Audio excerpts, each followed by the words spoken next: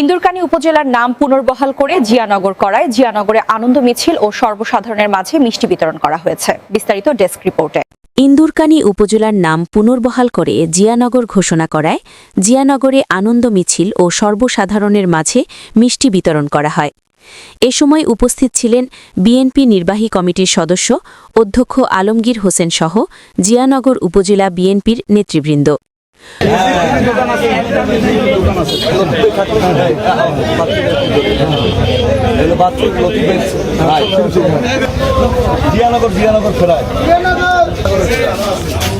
কর্মসূচি শেষে অধ্যক্ষ আলমগীর হোসেন শুভেচ্ছা বক্তব্য প্রদান করেন। আমাদেরকে জানানো হয়েছে আজ থেকে এই উপজেলার নাম ইন্দুরকানী থেকে বাদ দিয়ে জিয়ানগর করা হয়েছে।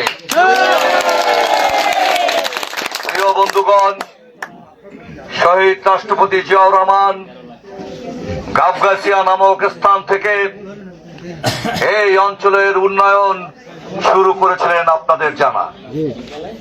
গাবগাছিয়ার জনসভায় আপনাদের এই কৃতি সন্তান, আপনাদের প্রিয় মানুষ জনাব নুরুল ইসলাম শিশুর হাত ধরে এই অঞ্চলের উন্নয়ন শুরু হয়।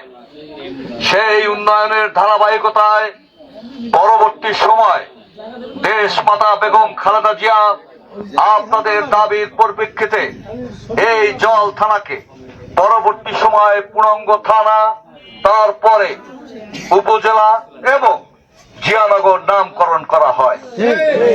কিন্তু দুর্ভাগ্য আমাদের, যতটুকু উন্নয়ন, যতটুকু ধারাবাহিকতা আমরা করেছি, একটি পর্যায়ে এই 17 বছর এই অঞ্চলের নামটি আবারও মুছে ফেলতে চেয়েছিল। দুর্বৃত্তরা সেই কর্মটি করেছে।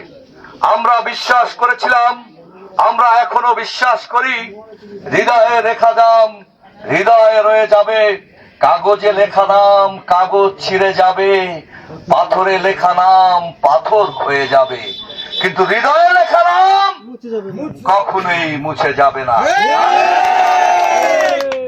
আজকে প্রমাণিত হলো আপনারা সেই নামটি ফিরে পেয়েছেন।